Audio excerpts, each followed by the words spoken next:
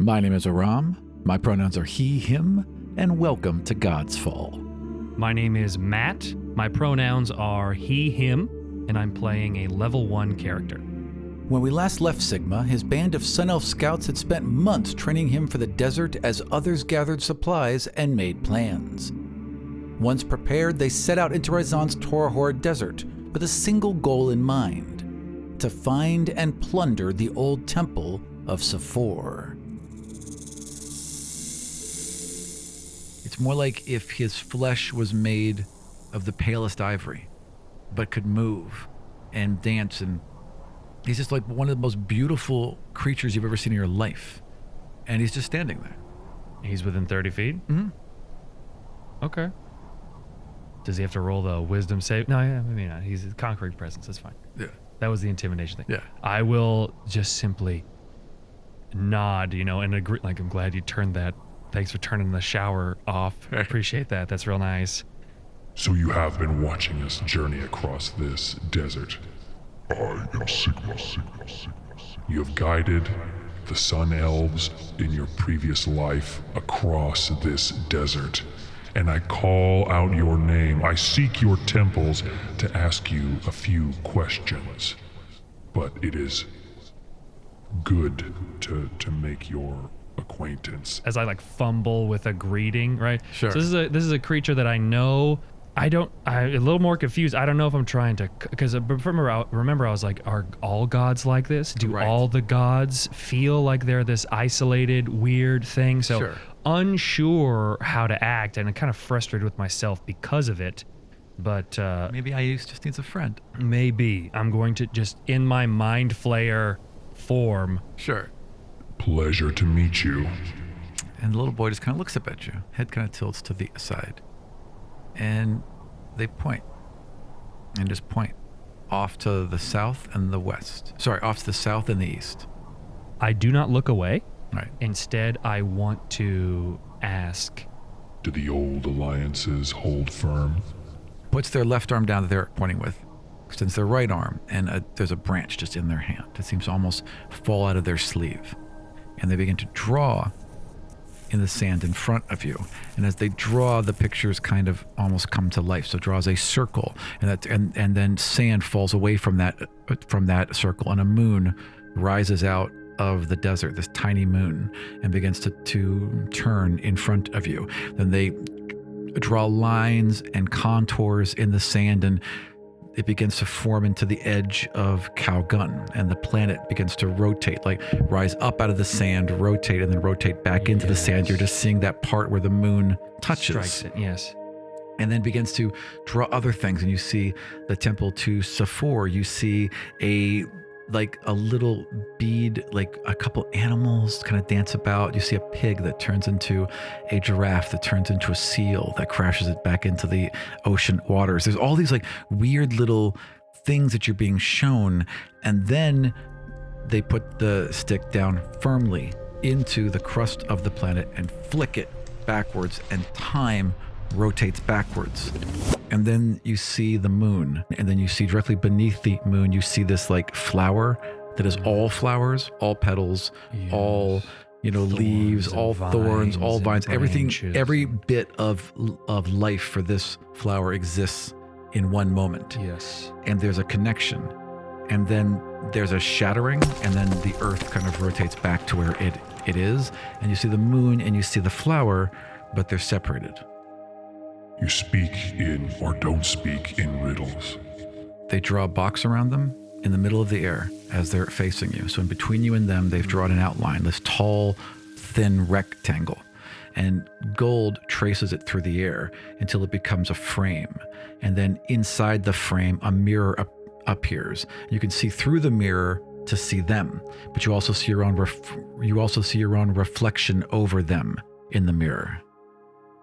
I wish to aid you, and I wish for your aid as well, and I wish for answers, but I cannot promise them immediately with these riddles.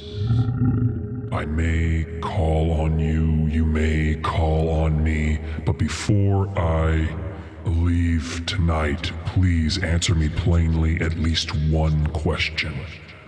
What am I the arisen god of? As you ask that, you start to notice that the sand is shifting. So now you're looking into the mirror, and you're seeing them behind the mirror, through the mirror, right? And the sand around them is shifting and writhing and beginning to be kicked aside until it's this mass all around them. And then snakes begin to burst from the ground all around them. They just piling on top of each other, filling everything you can see in front of you. And then you feel something grasp at your foot. And you look down, and dozens of snakes are winding their way up their legs. I'm gonna levitate if I can to get out of the way of this. You go to levitate. I need you to roll a. We're gonna do a strength. Ooh. I rolled a natural 1. Oh, 4. So you do pull away. Okay. Now there are 24 snakes already on you, and so you pull away, and you're kind of raising up, and they're quickly crawling up your body. And I'm assuming you're like pulling them off and throwing them to the ground. Down. Right. So one of them. Treachery is this? One of them wraps around your throat and then slides in between your tendrils. So it's Gross! like it becomes like one of your own tendrils, and it kind of begins to merge into your face as its mouth comes around to your ear, hisses in your ear, and says, "Life." I'm gonna freak out and try to rip that snake off and like, what treachery is this? So you reach Confusion. You reach up and you rip it off, and as you rip it off, you've just grabbed a handful of sand, and you awaken, and you're lying in this salt, right? Just lying in the middle of the salt, and you are you. Yes. Sorry, you are you. You are Sigma, right? Yes. The salt is burning your flesh. Yeah. Everywhere where your flesh is exposed to it, it's just like a slug. Yeah. Okay, I'm gonna ask my warriors wash away the They're salt. not there. Oh, it's just me. You're in the middle of I'm gonna this take salt out pit. my water skin and I'm Sure. gonna wash it away if I Okay. can. Do you stay Sigma? Yes, I am. If I can wash this all away, then I will stay Sigma. It's gonna be tough, but you can. Okay. Yeah. Do you want me to take damage or I would roll like for you this? to roll medicine. Okay. 9 + 4, 13. Okay, so you take 4 points of damage as you wash the salt off you. And once you get on your feet, you're at least protected because you got boots on. Boots made for your weird, freaky legs. My freaky legs. I'm going to simply look up to the moon and do what I did before, where I put my hand over my heart and then over where my lips are and then my forehead and then let it go. And as you turn from the moon and look back towards your people, you can see now Azari and Asaria sprinting across the salt as fast as they can. Azari's got a spyglass with them and was clearly using it to keep an eye on you. And the second you went down, they began to sprint out after you. Okay. Yeah. I'm going to meet them, and when I meet them, if they're frantic, I'm going to be calm my warriors. Oh, Sonya's be still okay. as well. Azari's freaked out and falls to his knees immediately. Be still, stand. Brushing the salt off your boots, Be and still, stand. he stands. All is well. The salt burns me, but it is fine. I am... The god of life. And they both kneel. A little bit less, Sonya quietly, and him. I roll my eyes. Stand. They stand again. They stand, and they nod. It is as we were told. You will bring life to this desert. You will clear out the rot. Yes. What did you see through this? And as we're walking back, I want to ask, what did you see through the spyglass? Yeah, they saw nothing. They saw you walk into the center of the desert, stop, and fall to the ground. That's why they came running out. There was no light. There was no storm. There was nothing. I communicated. I saw the god of the moon, Ayus, as a pale child. He looked as you look, though even paler. It seems as though, and I cannot be sure, that the old alliances stand strong. He pointed to the southeast. Let me ask the scouts. What is that direction? The only thing in that direction that would concern you all is Sevon. He pointed directly towards the old city of Sevon. Where the lake is, Yep. the Lake of Sivan. Yep.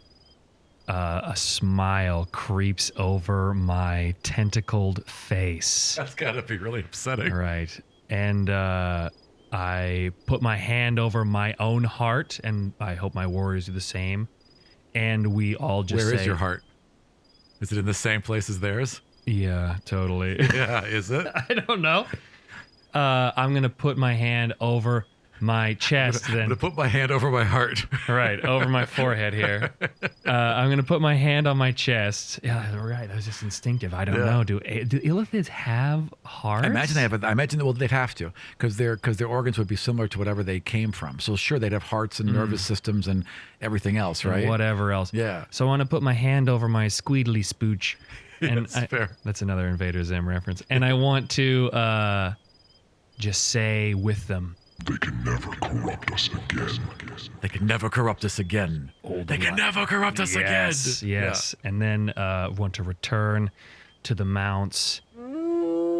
Not going to use my lay on hands ability to heal myself back up. I'm gonna feel that sting of the salt. It's the first real sting that I've had outside of combat, and it doesn't.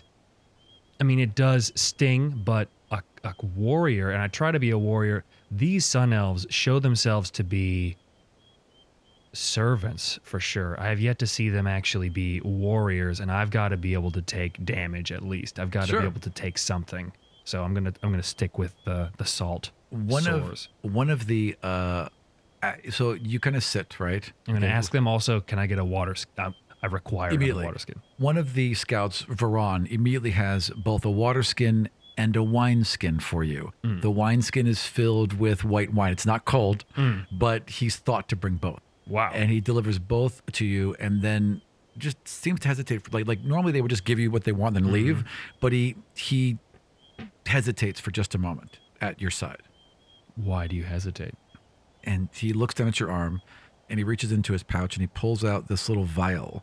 And this vial has this incredibly pungent smell as soon as he opens it. And there's this kind of like thick, shiny paste within it. My lord, these will help with your sores, if you'll allow me. Save it for later. He quickly turns the cap and puts it back on. And It is good you offer me this, but we will save it for when the real injuries happen.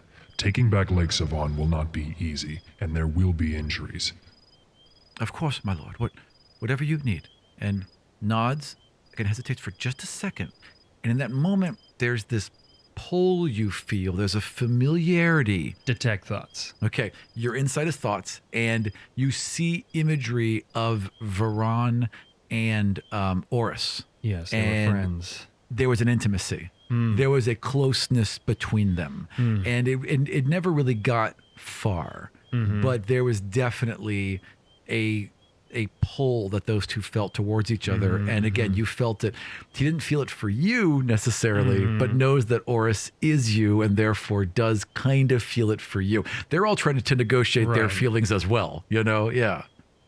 I think to myself, These elves are so sensitive. So sensitive. and then I shut off the detect thoughts.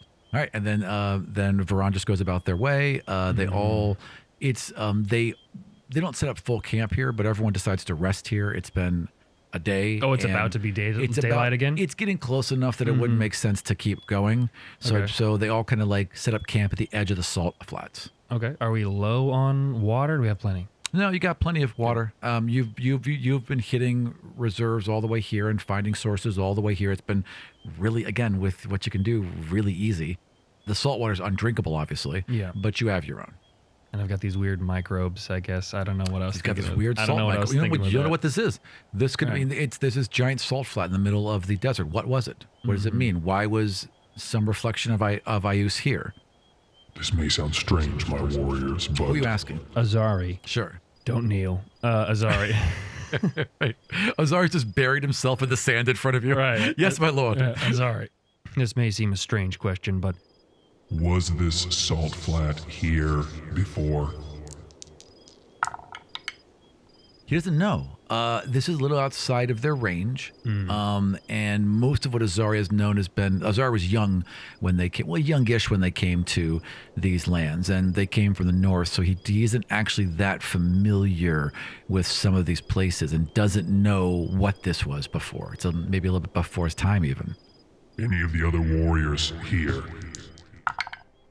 Yes, Zarya steps up. She is smaller than the others. She has her hair cropped short. Obviously younger. She's clearly one of the scouts who has been being trained, but she's the best of the young class, and that's why she's here.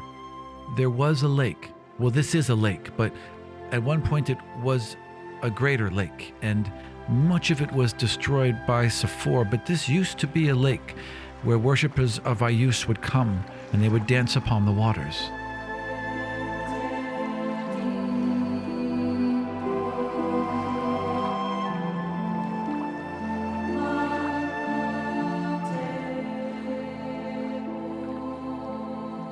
Thank you, Zarya. Nods.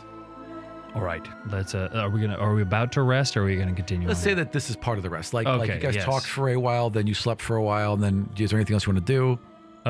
If I'm gonna gain the benefits of a long rest, then I'll take my health Yeah. points Oh, back. yeah. Absolutely. Okay. Take your long rest.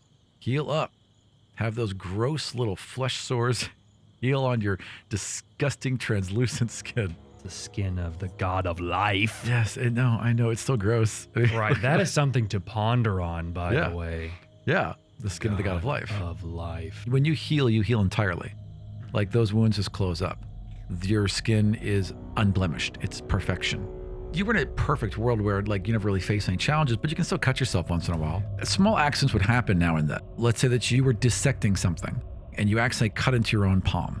And it was deep, and you were just distracted at the moment. You were thinking of something else, and you were so shocked that it happened. You'd never seen your own blood before. By the time it finally got staunched, you felt like it was traumatic for you. And that scar always reminded you of it. As you just look at your palms right now, that scar has vanished.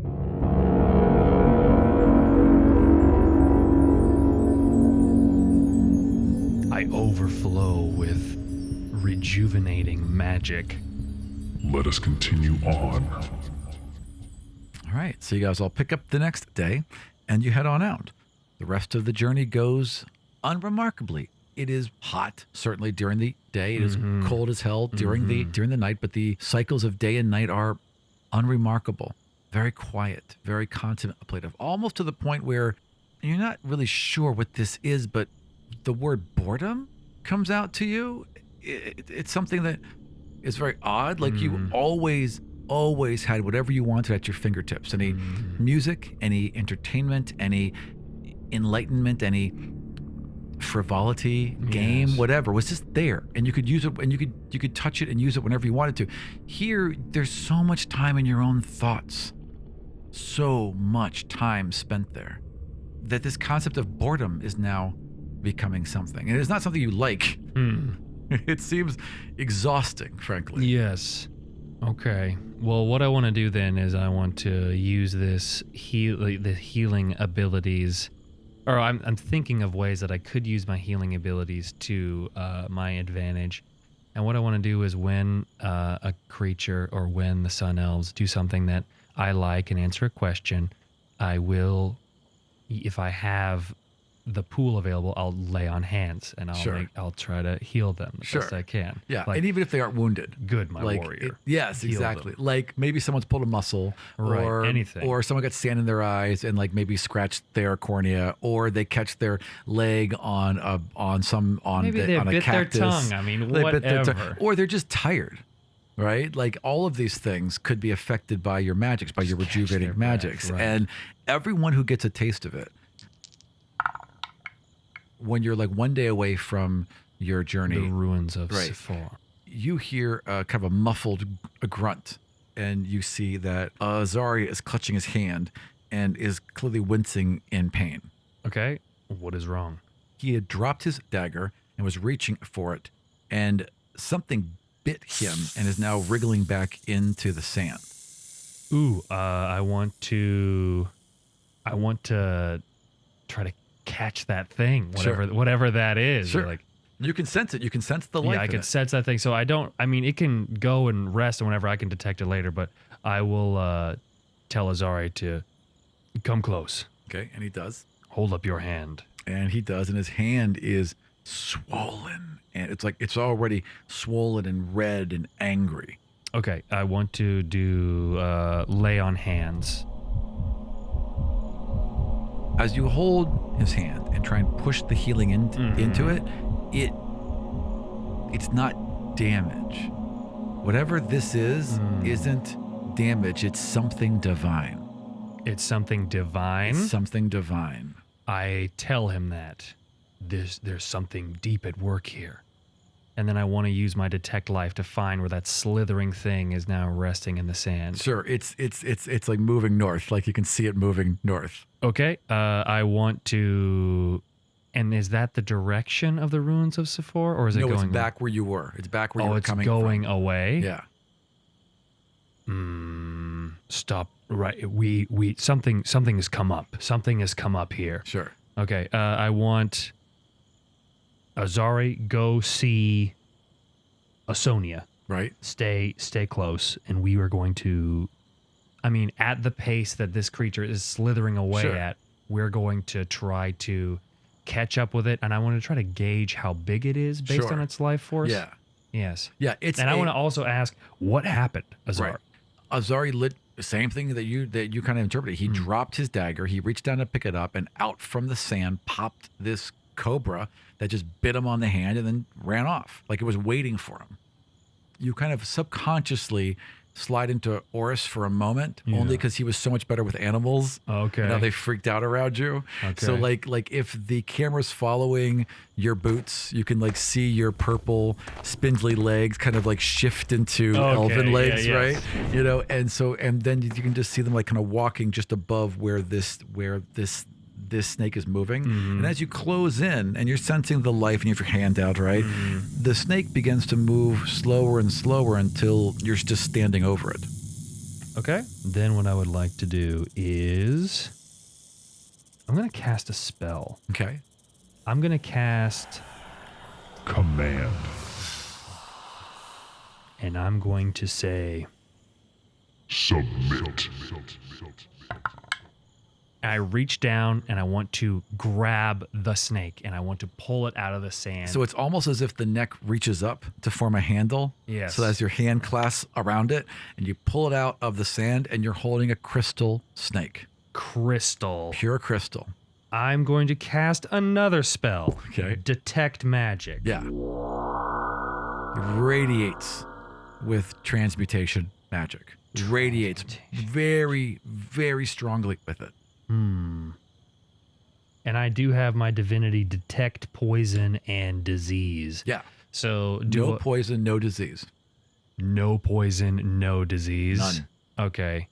That is interesting. It's a crystal snake that I have in my hand. Transmutation magic is radiating out of it. And as you're like focusing on the transmutation magic, like it's radiating out of it, and then you're getting like a secondary ping. And you turn, and behind you, Azari is kind of holding his hand, and his thumb, forefinger, and middle finger are now all crystal. Okay.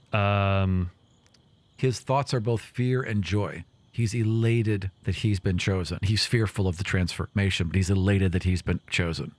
Oh, really? He's excited. He's turning into crystal? He's been chosen by the gods. Whatever this is his next stage. Oh, I was going to say you should be excited because you're about to go to heaven, if you know what I mean. Right. It's just I'm going to try to spare you from this fate. I'm not sure. So, the first thing I want to do is I want to take this snake and I want to put it in a bag of holding. I want to put it in a clay urn. Oh, okay. And then I'll put that clay urn in the bag of holding. Oh, sure. Seal it up. Absolutely. Yeah. So it's a snake in a jar, and I put that snake jar in there with the bottle of microbe shit. The snake is a jar. Yeah, they put the snake in a jar and put the jar in your bag, and there is a crystal snake in a clay pot with a lid. Yes. And what they would have is like their pots, they would have leather straps, right? So once it's in the lid and the once it's in the pot and the lid's in the pot, they then tie down these leather straps to hold the lid onto the pot, and then they put the pot in your bag. That's right. Yep. Okay, I'll look at that later. Yep. So that is now in a pot that is strapped down in an extra dimensional space. Right. Then I walk toward Azari. Yeah. And I ask, "Is there pain?" And Azari touches his hand and just can't even form words. Just Is the crystal overwhelmed. continuing to spread? So as you're looking at it carefully, like really carefully, you can actually see it ever so slowly marching forward. Cut off his hand. He looks so sad. I don't know what this is. It could be worse for you. Is this what you want? This is not without reason. Yes, you can feel it. And he reaches, even like reaching the hand out to you, you can feel the divine energy in it. And he's felt the divine energy from you. This is familiar. I mean, it's not yours, but this is divine. Yes. This is like, there's purpose here. There is a need here. There is a will here. And if it should serve you, then it must serve you. I would not interfere, my lord. If it gets to okay, fine. As if it was waiting for you? As if it was waiting for me. This may be another sign for my use, or it may be a trick. Maybe I'm hasty in cutting off your arm. We do have the crystal snake thing, the cause of this. Technical term, my lord. Yeah. We've got the beastie. Yes. Maybe we can find answers in the ruins of Siforr. All right, travel with Osonia, but touch nothing. Touch nothing with that crystal hand. He's already wrapping it up. He's already wrapping it in straps of cloth so it's completely protected. He kind of uses the arm to hold the reins as you guys are trotting along throughout the evening. And by the time you are getting towards dawn, his entire arm now from the edge of the hand, for all the fingers are crystal, and it's gone to the wrist now. So it's like, can he move them? No, he's being petrified. Yes. Okay. As you're taking that information in, and the glow on the horizon is beginning to signal the sunrise, you all crest this ridge, and before you is the Temple of Siforr.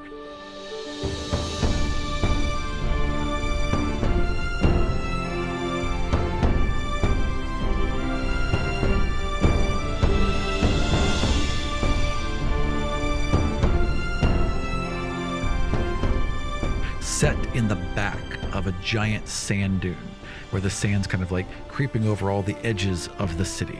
And in front of it is this giant sandstone wall, probably 30, 40, 50 feet high. And the entire temple kind of lays behind it. There are these tall, slender pillars, 3 on each side, tall, a little shorter, and a little shorter. And each of them have a bronze hoop and a glass disc 10 feet wide. And then in the center is another bronze hoop, this one oval, that kind of sits inside this giant stone platform with the edges that are dug out so that the edges of the mirror kind of rest in them, and looks like it kind of rotates back and forth, probably about 30 feet wide. And those are the main features of this temple as you're beginning to walk up on it. It is huge. It's massive. It's massive. Excellent. It also looks undamaged. Like, it doesn't look like a ruin. It looks like a temple.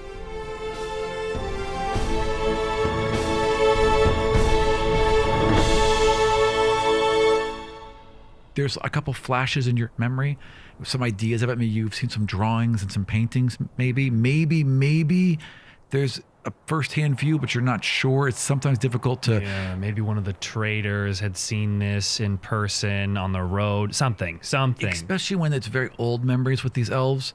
Like, you're not sure if it's a picture they've created in their own mind or if it's something they've actually seen, because they don't really know. Because 25% of what we see gets filed away in ways that we think we understood it, but we don't. So not everything you can pick apart and tell right away is if it's something they've actually seen or not. But yeah, this is as the city would have been before the fall, as the temple would have been before the fall. Excellent. And how far away are we now? We're about a mile away now. Okay, I want to turn on detect life. Sure. I want to see if there's anything within range there. And I also want to see if there's anything in range coming from where behind us, where the road would be, where we're going to be meeting up. Yeah, we're going to be meeting up with those who are coming back with potential slaves and building tools. You don't see the party coming from the road yet. They're not within range. You don't see them yet. You turn behind you from where you came, and besides like tiny pings from a couple animals within the desert and things like that, nothing. And then you turn towards the temple, and the temple is utterly devoid of life. There is nothing at all in the temple. I detect no life in the ruins of Siforr. As it should be. Siforr has no worshippers. He has no claim here. His temples are abandoned, and we will commit blasphemy by camping here, by building our fortifications there. All right, my warriors, let us get closer now. Azari, are you all right?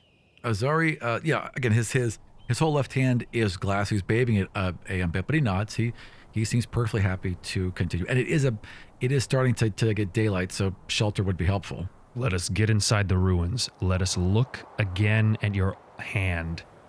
I may cut your hand off. He just nods. He's like, okay, whatever you need to do. It is good that you accept this fate from me. It is good. You have been my loyal subject so far. Do not waver. Okay. He does not. He nods. Again, he's not really speaking much now. He's kind of been cowed into silence. He's just so overwhelmed by everything that's happening and he was so, yours to begin with, that his personality and his will is being just completely overrun at this point. He's just becoming he's literally a yes man right now. Yeah. Okay, that's fine. So you all, I can use a one or two. You need one or two of them, right? Yeah, one absolutely. or two. He's like, just be happy. Yeah, right? just one or two. Right. We can all fall into those modes sometimes. Exactly. Okay. All right, so you all start heading towards the temple. I need you to roll a perception. That is a 19 plus 4, so 23. So as you're riding, and as the light is beginning to rise, and it's becoming a little bright, so you're all eager to get somewhere covered safe because it's going to be very bright very, very soon. There's a humming, and the humming begins to grow, and you kind of look up to the sides of, it's a big huge dune that forms a crescent, gets higher in the middle. The whole temple is set into it. As you're getting near, you see that some of it has been swallowed by this dune, but it doesn't seem to be, even though there's winds, and even though there's shifting of sand all around it, none of it's falling into the city. None of it's covering the city more. There seems to be some arbitrary line where this much has been swallowed and no more can be. This is sorcery. Some type of magic, absolutely. And the sands are vibrating now, and they vibrate more, and you see them on either side of the temple as the sands are shaking and shifting and rolling down, and the ground begins to vibrate beneath you as well. And as you're kind of looking at that and thinking about what that is, you hear almost like a thunderbolt as these huge brass hoops rotate free of their stuck position and begin to shift and move and all kind of shift and turn at the same time, all kind of in upon each other. Be wary. And I want to scatter away so they're not surrounding us. Sure. All right. So as you say, be wary, and you kind of give the mental order to scatter. Yes. Right? These three mirrors on either side, these three glass lenses on either side turn towards the mirror. Light passes through them. Sunlight passes through them, gathers upon this mirror. There's a bright glow and this flash of white hot heat blasts right past you. Viron is in its path, and he's simply incinerated. Magical lasers. Run! Okay. Where are you running to? What are you doing? I'm gonna say, keep moving and break the mirrors. Okay, so you're basically breaking apart to make less targets and charging full force towards the temple. Yes, what we want to do is we want to get close to the mirrors and try to break them. If they're made of glass, are they made of bronze? Do I know? Can I tell? Perception? Yeah, roll perception. I guess I did have that one, but let's see. 13 plus 4, so 17. I mean, it looks like bronze hoops with glass inside them. Okay, and one of these scouts just got dusted? Yeah. Which one? Viron, Viron. That was the one that had some sort of intimate relationship with Oris. Oh, well, right? it's over. So that's why you felt that connection. So Right. when you turn back and just see Viron get vaporized, like there's an anger because he's a follower and you've lost a resource, but there's also this heat. There's this weird, painful heat in your chest, just this agony, this little ember that just got snuffed out that you don't understand. That this horror, and then you can hear a wail inside your own mind, and it's Oris screaming in your head. I roll my alien eyes as I try to keep my eyes on the prize here. Excellent. All right, so you would say that you have 3 rounds, like at full speed towards it. There's 3 rounds for you to get your guys into the temple close enough where they can do damage to this lens, or just close enough where they might not be in its range. Right. Yeah. That's what so 3 rounds total. Yep. All right. Do you want me to roll initiative? Well, it's going to go either or, so it's not going to matter. Okay. But I will let you roll for your people. So, round 1, you're all sprinting towards it. The lens refocuses. There are now 9 of you. I'd like you to roll a die 10 first. Ooh. 3. 1, 2, 3. Okay. I would like you to roll a dexterity save, and their saving throw is +3. Okay, so that's 14 plus 3, 17. Okay, so you see the bolt. You see this beam of energy begin to grow again. It's almost like it has to regenerate, and the mirrors have to adjust, and the lenses have to adjust constantly as the targets are moving. But you see the glow begin again, and you shout a warning. Yep. That's the warning. That's just enough as the bolt shoots past you and goes for Lethoniel, but Lethoniel is able to literally like leap off of his hyena. The hyena is vaporized. He's able to leap and roll on the sand and keep running. In fact, one of the others comes up behind him and like he just leaps onto their hyena and they keep going. Okay, well that'll be a 2 for 1. Let's pile them up with Saran. Okay, so good. So Saran and Lethoniel are on the same one. Yes. I would like you to now roll a die 8 for round 2. Okay, round 2. Electric Boogaloo. 5. Another bolt goes out. I'd like you to make a dexterity save. For them, plus 3? Plus 3. Okay, 9 plus 3. So what is that, 12? 12. A bolt goes to the other side of you. Again, the warning, everyone's seeing what's happening now. They're aware of what's happening, but Rolam zigs when they should have zagged and gets right in front of the bolt. Rider and creature are both disintegrated. I curse Siforr as I charge forward. One more round. You're terrible. You're hideous. Sun, I hate you. I hate the light. Roll one more die 8. 6. I would like you to roll a dexterity save.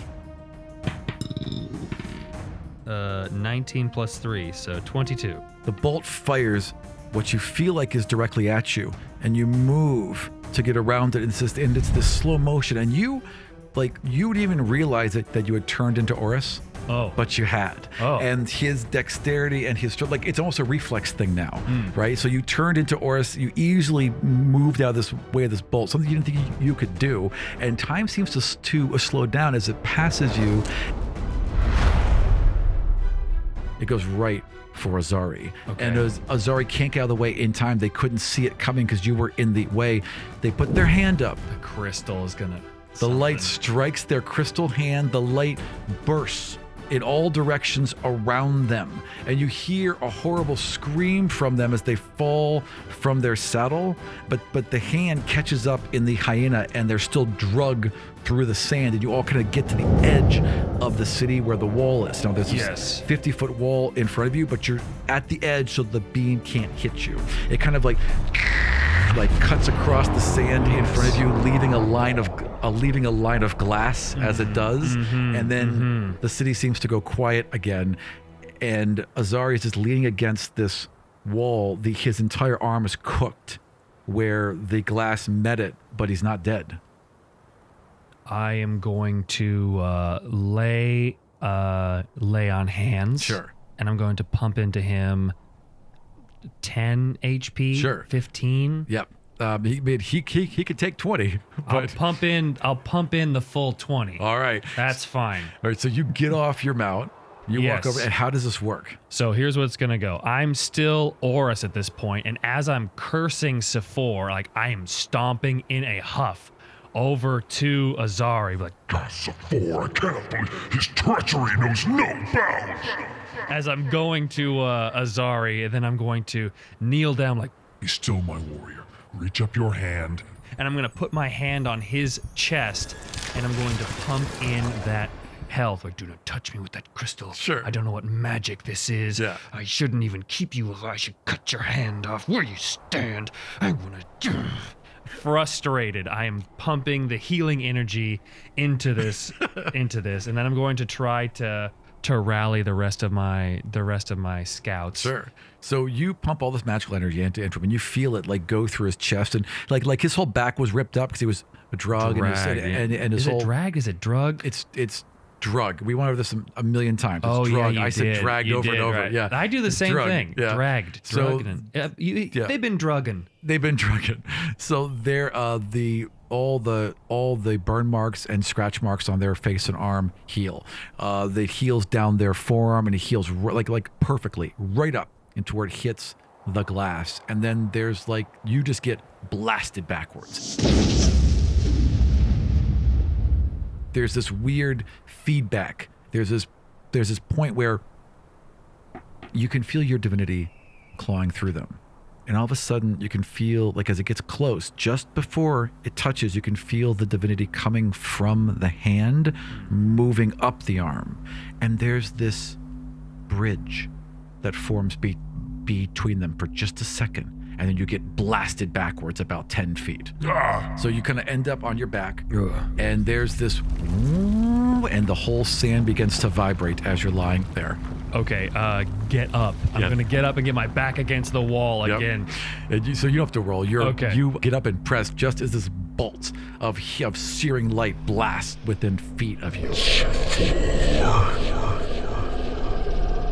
So all of us are outside of the temple with the wall, right? So the first thing I want to do is I want to climb up and disassemble those mirrors.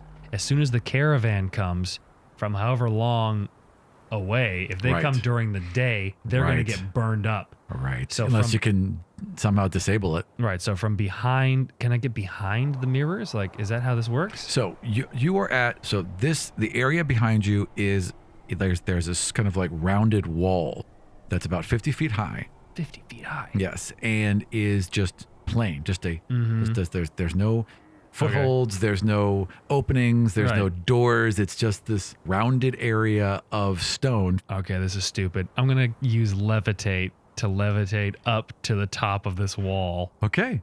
All right. Is that what you want to do? Yes. Okay. So you use levitate to levitate up to the top as well. So you're levitating. You're beginning to levitate and as Hugging soon the as- wall. Right. And you don't really tell anyone what you do. This is kind of your MO. You just do it, and then they just adjust to whatever you're doing. So they kind of freak out a bit, but they're adjusting, and you can hear them shouting, get the equipment ready, and they're pulling out rope. They have And they're ladders tying, over there? well, they got rope Okay. and grappling hooks. So they're Okay, tying good. rope and grappling hooks as you ascend up this wall. Wait, don't. It might burn us. Wait. Okay, and they nod, and they're Actually, still what I'm gonna do getting is- their gear ready, but Is they're I'm listening. gonna like hang from the wall and be like, should We don't need to hang. You levitate. at right. will. I can. Oh, that's You right. can just- I can you just. can just I can just sit there, levitate yeah. below there. I want. Well, Azari was able to stop it, so I want to levitate up and just poke my head over. Is that Sure. enough to make the mirror like be in my So- face on the other side of the wall, ready to fire a laser at my squid head? As you're levitating up, you get about halfway up. Okay. And your sense life ability is something you can focus, but it's also something that just kind of exists. As you're midway up this wall, there's like, ping, right? And you feel this ping, this familiar ping. And as you're floating upwards, you kind of turn your focus to it for a moment, and you can sense the two scouts that were sent out earlier, and you can sense life with them. So like there's large creatures with them. They're within 10 miles. Yes, they've come within 10 miles. Okay. Then I say to one or two of the scouts circle around this wall, hugging it, but then circle back around and tell the scouts and yourself, do not approach again until nightfall. So rush out to meet them and make sure they don't come to the wall. Right, but don't run out in front of the lasers, of course. Right. Go a circle as wide as you need Right. to get back there. Get behind the dune. Right. And then sprint. They're coming. I point to where they are. I point to where they'll be. They're within 10 miles. Do this thing. You do as your God commands. Okay. Do as your Lord commands. So I would say Saran and Pyrrha break off and go and do your bidding. They can never corrupt us again. They can never corrupt us again. Yes, exactly. They run off. That is like this is what they say to each other now. Two of them have gone off to meet with the approaching assumed scouts who have collected supplies in town. Mm-hmm. That's what you're assuming you're being approached by. You haven't seen them yet, but you felt it. Right. The rest of them are assembling grappling hooks and rope to scale the wall that you are but are waiting levitating until you give them the okay, and you're currently levitating to the top. So that's where we are. Yes. All right. So you get to the top, and you kind of like, it's like, I want to poke my head over and make sure the mirror isn't right there ready to vaporize me, like Elmer Fudd. Like you're kind of like rising, and the camera cuts to the other side to just see the top of the wall, right? And then there's like nothing for a minute, and then there's like a little tentacle that kind of waves, and nothing happens, and it kind of dives back down, and then you look up, and you see the structure in front of you. So what it is that there are these, again, 3 very thin, tall stone pedestals on either side. Tall, a little shorter, all right? And they kind of curve out from either side of you. And those pedestals meet the ground in front of you, and all of it is like this washed ivory limestone that just gleams in the sun. Mm-hmm. In the center of that is this huge lens, and it's on these 2 stone pillars, and the lens, the mirror where that all these lenses are focusing on is this oval inside a metal or bronze casing that then goes out on either side to like these long poles, and that kind of how it rotates on either side. Beneath that, because that's about a good 40, 50 feet, well, it's about 60 feet in the air, because it's got to be higher than the walls, right? Yes. And the other ones are about up to 200 feet in the air. Wow, okay. Beneath that is a giant stone circle, and it's just on fire. It's just filled with fire.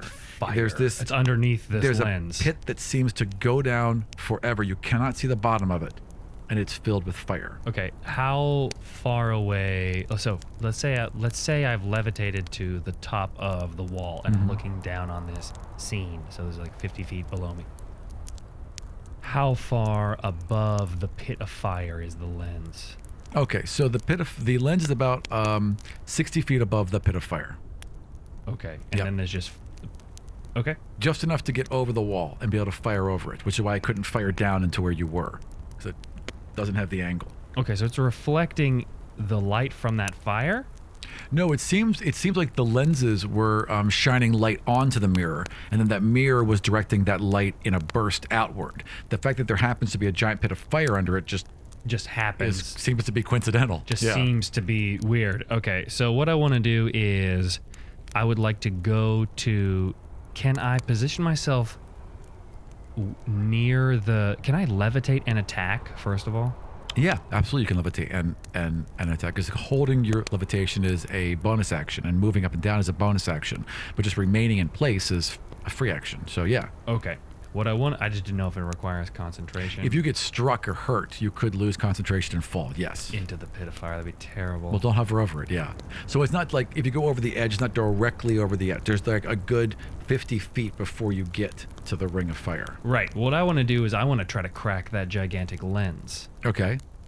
Excellent. How do you want to do that? Right. So I have a weapon. Okay, good deal. What I want to do is I want to strike that weapon with a spell called Thunderous Smite. Okay, sure. So that's what I want to do to try to crack that So you want to fly directly at the core, at the mirror in the center. Well, and not quickly. I mean, that would be the idea, but I want to make sure I get this right. So question, how are you going to get there? Because levitate only goes up and down.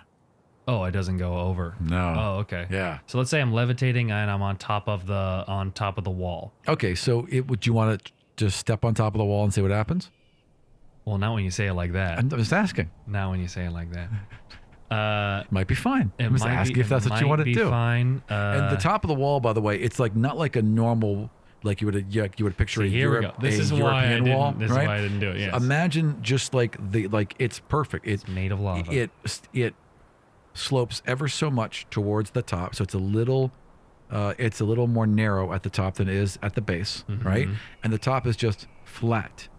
Okay, it's about 20 feet of just perfect flatness on the top of this wall, but there's no railing, there's no lip, there's nothing. There's just the edge and nothing else, and perfect smooth stone everywhere. So then, no, I don't want to levitate on the top. I want to instead, I guess I just want to go over the wall and levitate down on the other side. Okay, so you go up, and as you go up, you see the mirrors turn, and then as you kind of like get level with the wall, take a few steps forward. As soon as you step onto the wall, the mirrors return back to their resting position. You can hear it kind of like power down, and you walk over to the edge of the wall, and you can now lower down into it. You hear yelling as you move out from the range of your scouts, and they're like, "Are you okay, my lord?" I'm fine, my warriors. Scale the wall, but do so cautiously. And then so as you do so swiftly. Right. So as you kind of step to the edge, you hear ting, ting, ting, ting, and they scrape along the wall and fall backwards. There's nothing for them to get purchased on. They throw them up again, and just scrape into tung. Okay, I want to levitate up there, and I'll have them throw a rope, and I will be the anchor. So they're pulling. I'm gonna hold on to the rope. Okay. And they're gonna use that to scale the wall. All right. So they throw up. If I can do that. They throw up another one. And it kind of roll to catch it. Well, I wouldn't. I would just let it land and then do something. Okay. Yeah. Let's do it that way. All right. So who are you right now? I am Sigma. Sigma. Okay. Not the strongest of your forms. No. So you want to be Sigma? Yeah, I already declared it. I already declared it. Yes. So so one goes up and king, king, king, and like kind of is like on the edge, and what you do is just like lying on the top of the wall. What are you gonna do? So what I'm gonna do is I'm going to brace, as in, so if it's on the top of the wall, I'm going to hold onto it with both hands, foot on either side, and I'm going to lean back like as though I am the anchor point that they're going to use to try to climb up this wall. Okay. So you're kind of leaning back. I would like to roll in intelligence. Ooh. Critical fail. Okay.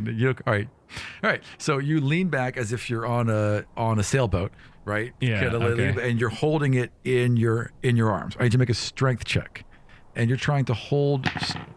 Critical fail. Okay. So I mean, this didn't work out.